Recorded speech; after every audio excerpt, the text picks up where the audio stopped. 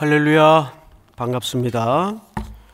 우리 온라인으로 예배하는 모든 성도님들 주 안에서 반갑습니다. 오늘도 대면 예배로 또 비대면 예배로 하루를 시작하는 또 주말을 여는 여러분들에게 주님의 동행하심이 있기를 축복합니다. 오늘 33편 시는 표제가 없죠. 표제가 없습니다. 1절서부터 찬양에 관한 내용으로 3절까지 이어지는데, 이 찬양에 관한 시가 그 이면에 담고 있는 의도를 좀 알 필요가 있습니다. 너희 의인들아, 이 의인들아라는 말은 우리 어제 새벽에 좀 살펴보았었죠. 누가 의인인가? 옳은 행위를 한 사람이 의인이 아니고 여호와를 의지하는 자가 의인이라고 말씀을 드렸죠. 성경을 한번 볼까요? 우리 32장 32편 9절서부터 너희는 무지한 말이나 노새같이 되지 말지어다. 그것들은 재갈과 굴레로 단속하지 아니하면 너희에게 가까이 가지 아니하리로다. 악인에게는 많은 슬픔이 있으나 여호와를 신뢰하는 자에게는, 악인과 반대 개념이 누구죠? 여호와를 신뢰하는 자. 그래서 바로 그 다음 절에 이 여호와를 신뢰하는 자를 뭐라고 표현하는가 보십시오. 11절 너희 의인들아. 그러니까 의인은 악한 일을 안 하는 사람이 아니고 그런 반대 개념이 아니라 여호와를 의지하는 자가, 또 의지할 수 있는 자가 의인이면서 동시에 복된 자라고 시편 기자는 소개합니다. 그리고 33편은 사실상 표제가 없는 이유 중에 하나가 앞에 32편의 내용과 상당히 큰 연결고리를 갖고 있기 때문에 한 묶음으로 봐도 과히 틀린 말은 아닙니다. 그래서 너희 의인들아, 이 말을 다른 말로 표현하면 여호와를 의지할 수 있는 복받은 자들아, 이렇게 소개를 할 수가 있어요. 어떻게 하라는 얘기입니까?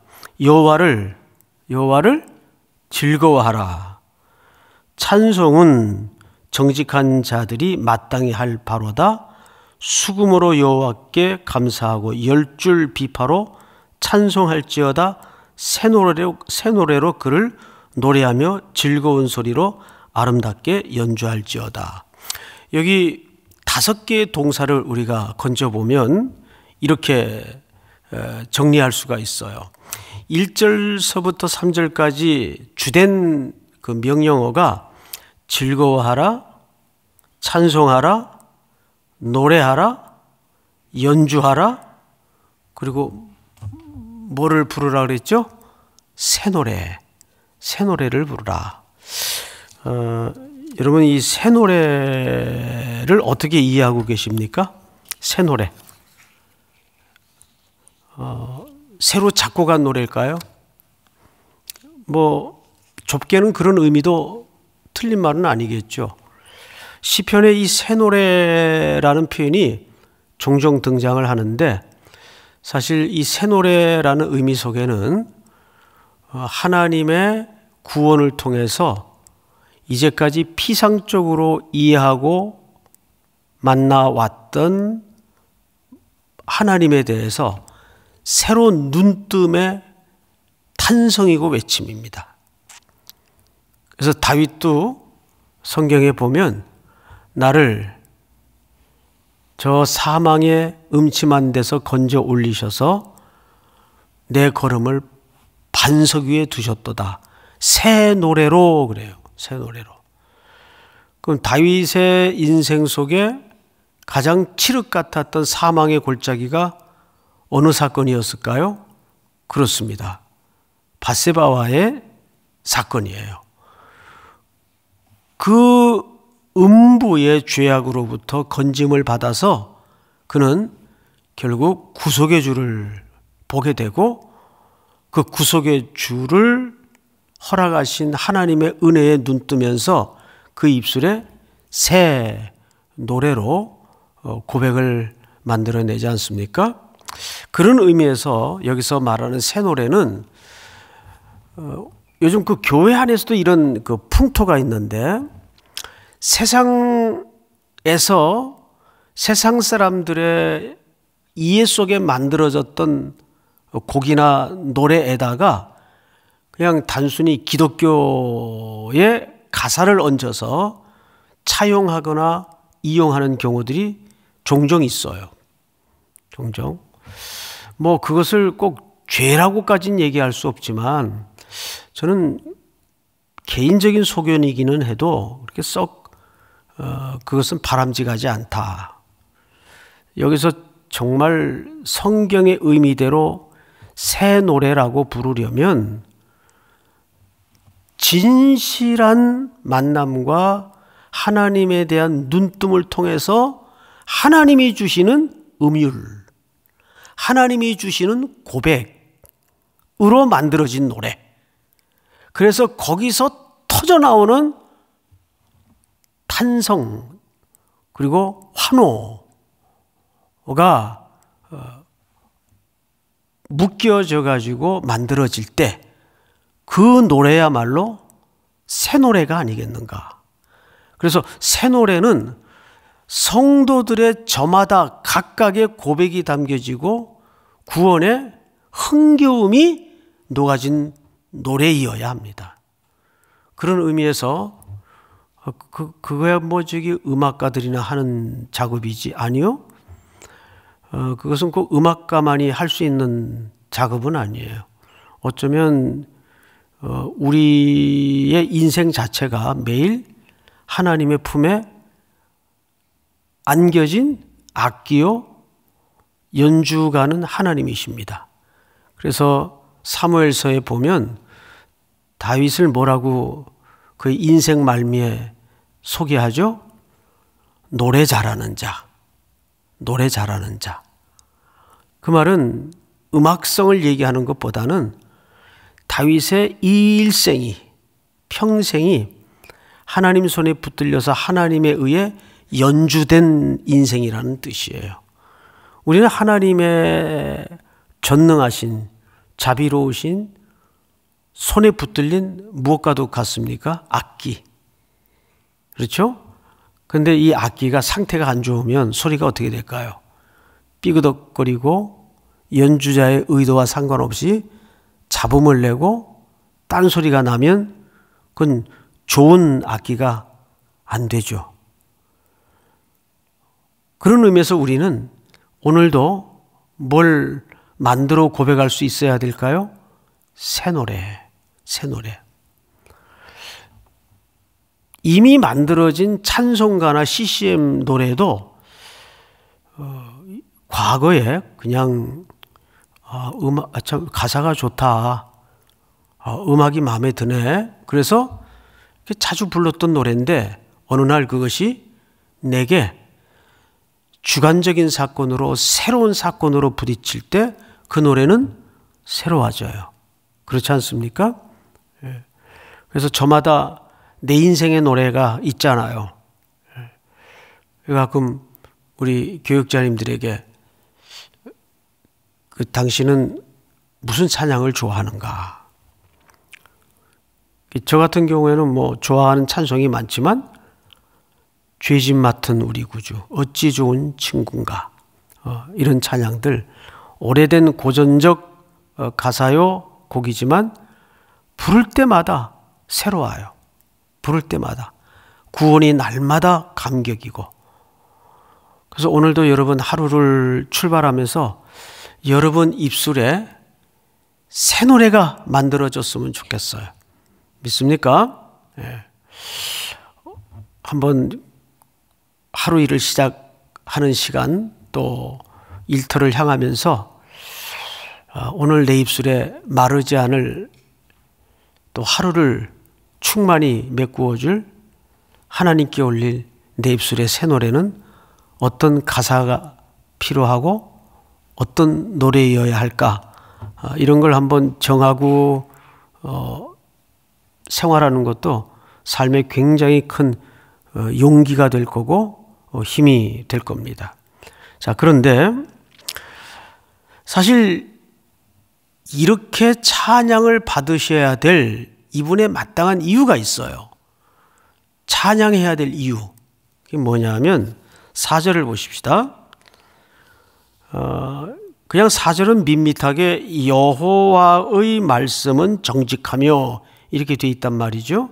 근데 이제 히브리 말에는 여기에 시작 단어가 키라는 왜냐하면 접속사가 번역이 안 됐어요. 그러니까 히브리 원문 의도대로 성경을 쓰자면 이 4절 시작 앞에 이렇게 붙여서 읽으면 훨씬 찬양해야 될 이유가 강렬해집니다. 그렇게 한번 읽어볼까요? 자, 왜냐하면을 집어넣어서 다 같이 시작. 왜냐하면 여호와의 말씀은 정직하며 그가 행하시는 일은 다 진실하도다. 진실하도다. 사실 그러니까 3절만 읽었지만 5절까지 읽어보면 여호와의 인자하심이 충만하도다. 그러니까 정직, 진실, 인자하심. 이 세 단어가 하나님의 성품과 우리를 향하신 그분의 거룩과 태도에 대해서 가장 잘 함축한 단어인데, 이 단어는 사실 출애굽기에서 인용한 대목들입니다. 34장을 한번 띄워주실까요? 여호와께서 그의 앞에서 지나시며 선포하시되 여호와라 여호와라 자비롭고 은혜롭고 노하기를 더디하고 인자와 진실이 많은 하나님이라. 다음 절 다 같이 시작. 인자를 천대까지 베풀며 악과 과실과 죄를 용서하리라. 그러나 벌을 면제하지는 아니하고 아버지의 악행을 자손 3, 4대까지 보응하리라. 아멘. 앞서 6절에 보았듯이 하나님의 성품에 대해서 여러 가지 단어를 사용해서 표현을 하고 있죠. 그 하나님이 행하신 일보다 더 중요한 게 하나님의 성품, 그분의 성품 때문에 우리가 찬양할 이유가 있단 말이에요. 그 성품의 인자하심에 근거해서 그분의 진실하심과 그분의 정직하심에 근거해서 우리가 복된 존재가 되었고 우리가 긍휼함을 입은 존재가 되었다는 거죠. 자, 저는 여기서 말씀을 이렇게 살피는 가운데 히브리서 1장 1절을 보면 이런 말씀이 있어요. 우리 한번 같이 읽어볼까요? 시작.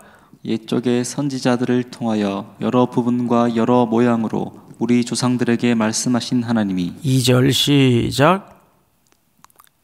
2절은 시작. 이 모든 날 마지막에는 아들을 통하여 우리에게 말씀하셨으니 이 아들을 만유의 상속자로 세우시고 또 그로 말미암아 모든 세계를 지으셨느니라. 여기서 좀 끊고 가겠습니다. 하나님이 세상을 창조하셨는데 이 아들을 만유의 뭐로 세우셨어요? 상속자로 세우시고 또 그로 말미암아 모든 세계를 창조하셨어요. 그렇죠, 여러분? 그 다음에 4절로 건너뜁니다. 제가 좀 읽겠습니다. 그가, 그 창조주께서 그가 천사보다 훨씬 뛰어남은 그들보다 더욱 아름다운 이름을 기업으로 얻으심이니.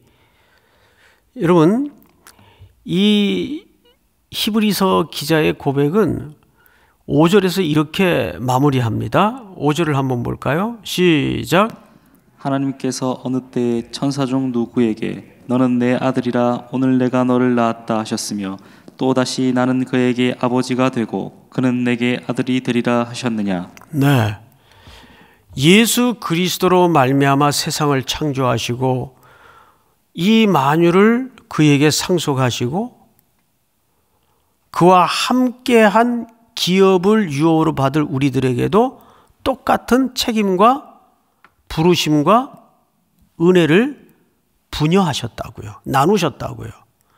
그래서 우리 기독교인들, 성도들의 제일 중요한 고백은 뭘 것 같습니까?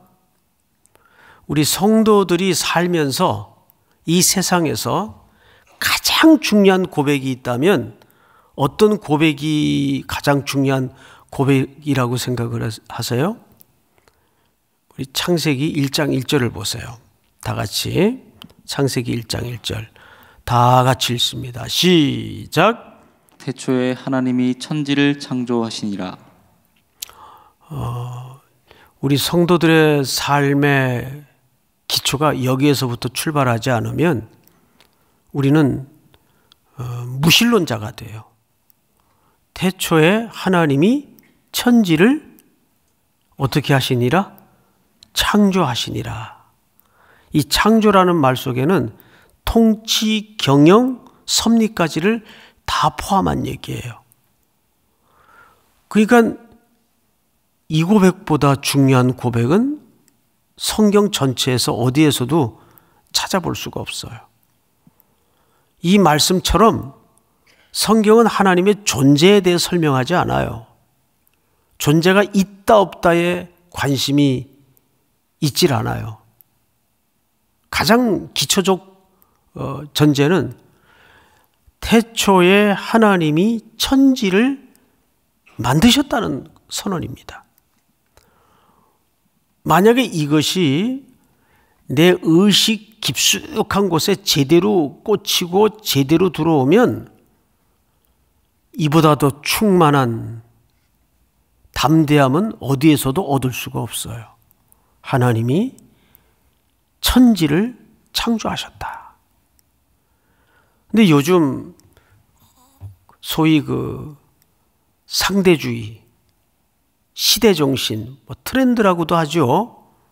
그래서 서울대 모 교수는 매년 그 해의 트렌드에 대해서 예측을 담아가지고 책을 내요. 2021년 트렌드, 그걸 좀 이렇게 들여다봤더니 그 책은 한 해만 아주 극히 부분적이나마 예측을 담아냈어요. 그리고 그 다음에는 못 써요, 그 책은. 그럼 2022년도에는 또 2022년도에 대한 트렌드가 나오겠죠. 틀린 말을 담아 놓고 있는 건 아니에요. 근데 과연 영원하냐 그 말이에요. 영원하지 못하거든요. 그게 시대 정신이에요.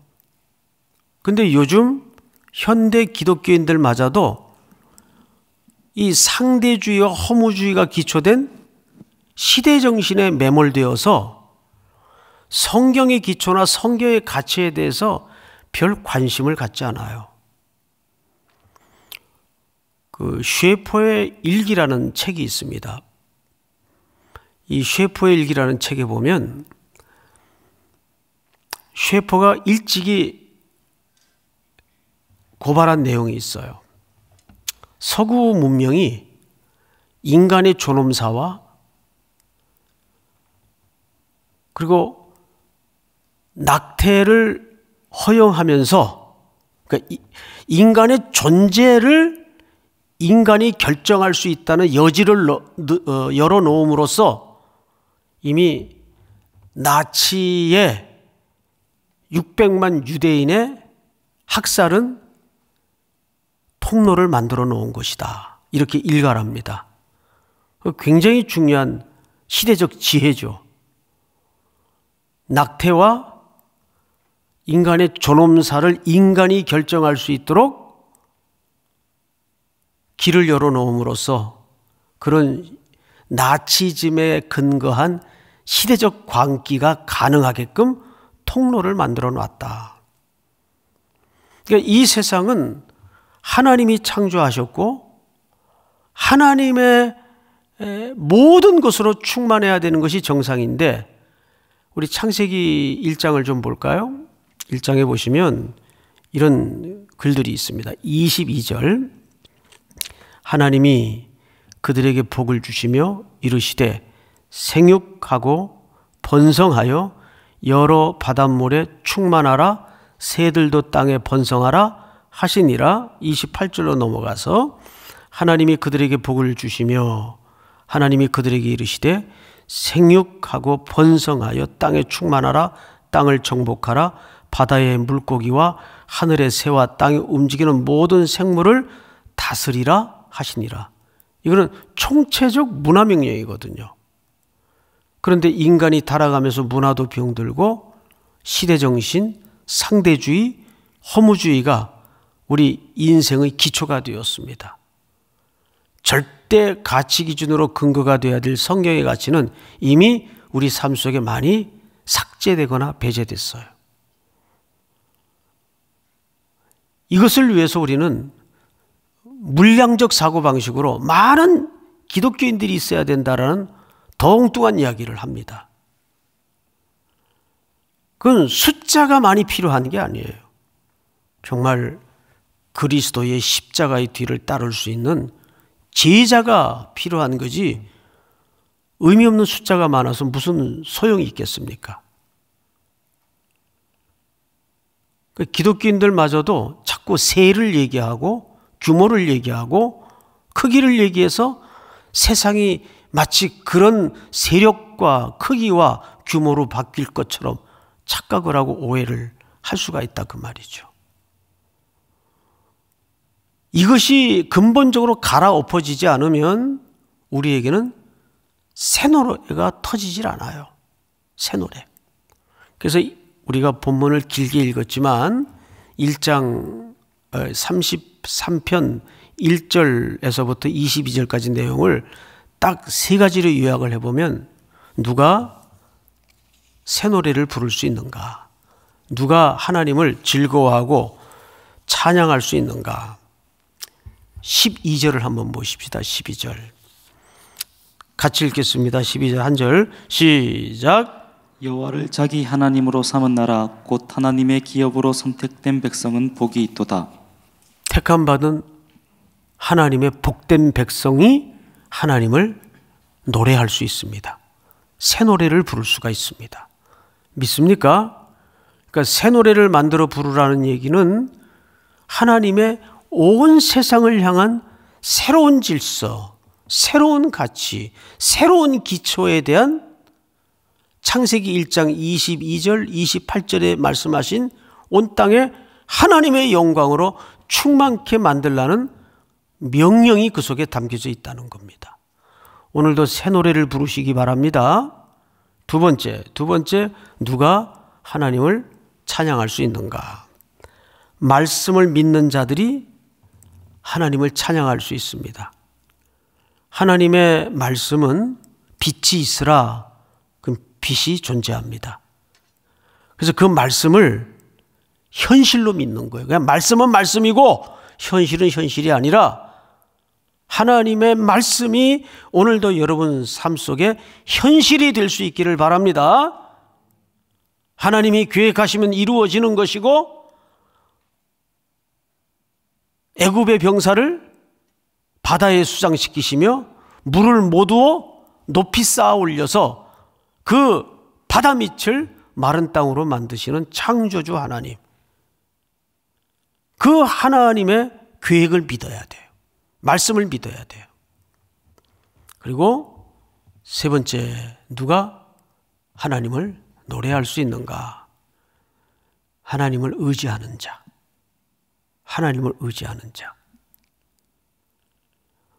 그 의지가 하나님을 향하여 충만해질 때 우리 속에는 그분이 만들어내실 결과와 열매에 대해서 바라봄에 대한 흥겨움이, 즐거움이 일어나는 거예요.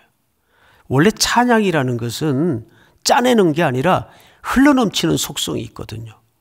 모든 게 충만할 때 그 다음에 이렇게 삐져나오고 터져나오는 게 찬양이에요. 믿습니까?